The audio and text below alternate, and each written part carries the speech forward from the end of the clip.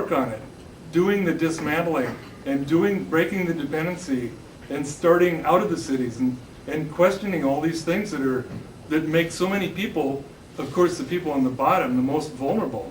Those are the ones that are going to die in the millions. People just imagine that cities are eternal.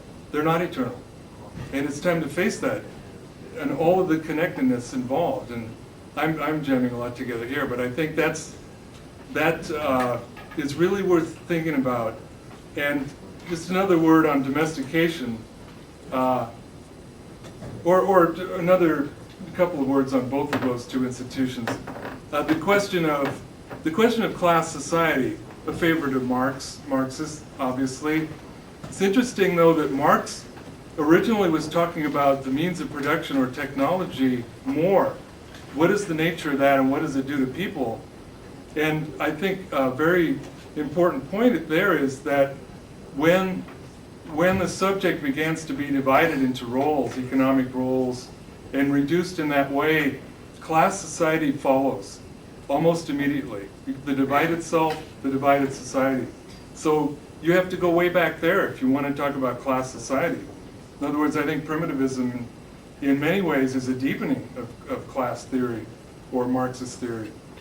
And some of the greatest contributors, Stanley Diamond and a whole host of others, are Marxists. I mean, they don't want to get to the same conclusions perhaps, but they do know that these institutions are very, very primary.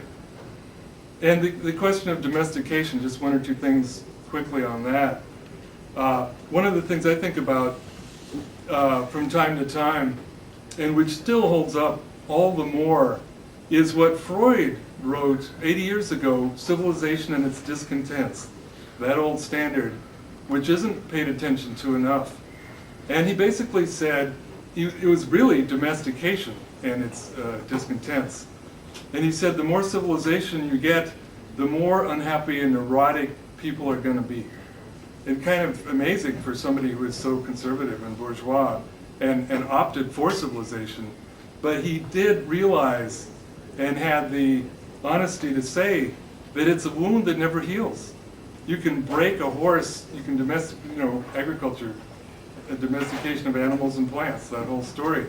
Well, when you do that with humans, and maybe many other species, I don't know, I'm not sure about that, but that's not a happy bargain. But as Freud put it, you don't have people working or producing symbolic culture until you break them. Until you break them just like you break the horse. Until domestication comes in. Then you can have fine art and everything which we all enjoy. But what is the price for that? What is the price for that? You have to, I suggest anyway, go back to re-examining that. So all the talk about values and we need a shift and so forth, well, what is the shift? If you don't, it's still a blind imperative. We can still scratch our heads. Why do civilizations go like that and then go off the cliff? And everybody can see it. Spengler, a horrible guy on the right, said this planet will be in time a graveyard because that's what civilization does. It destroys everything. Everybody knows that. But nobody wants to apply it. And these, of course, what is called primitivism is way more a series of questions than a series of answers. Nobody I know pretends to have a lot of very handy answers, that's for sure, to put it mildly, but it's time in the face of this crisis to really come to grips with what produces it, and we'll continue to guarantee that things will get worse until that is interrupted, until that's short-circuited, until the plug is pulled on those institutions. And that doesn't happen until they're politicized, until they become problematic. And I don't know if that's going to happen, but if it did happen, it might unlock everything. And not in some simple way or magic bullet way, but at least the beginning of figuring out what is a life of health and freedom and that will endure, as it did for 2 million years. When you think of people cooking with fire 1.9 million years ago, possibly older than that, they had the intelligence that's a whole anthropological thing there, but it was very, very recently that they made that turn. And it didn't take long to you know, relatively speaking, to get to where we're at now, with time running out. Well, anyway, I thank you for listening. I've jammed more together, probably mashed it together worse than the film. But anyway, if we want to get into some discussion, some Q&A.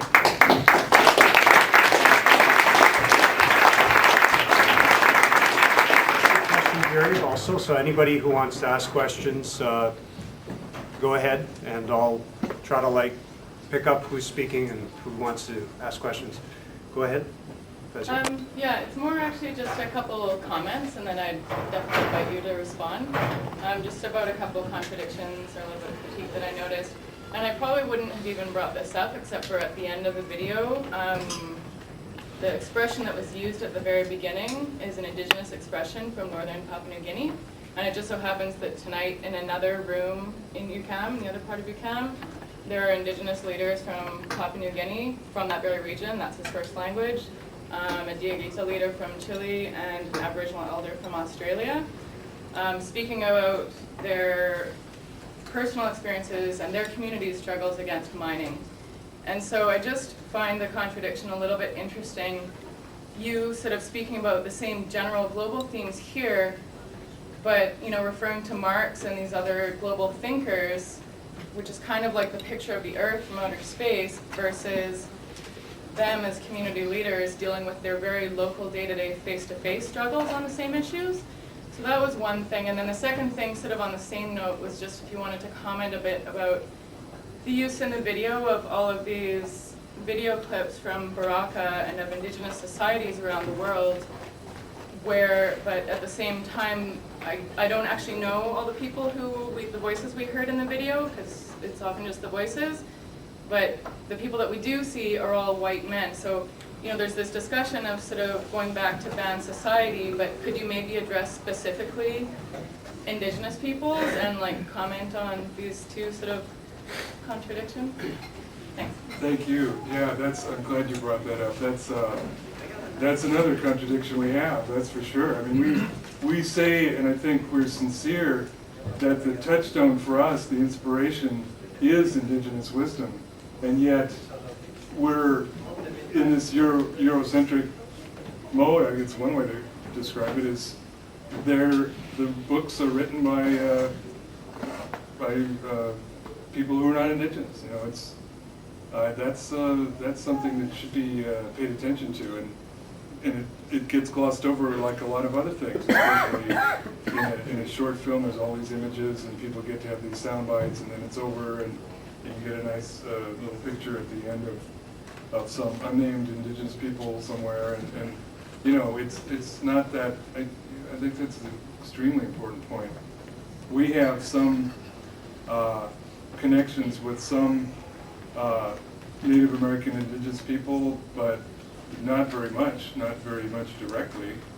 I could talk about that slightly, because it's only slightly, and it's not the actual people right now and their struggles.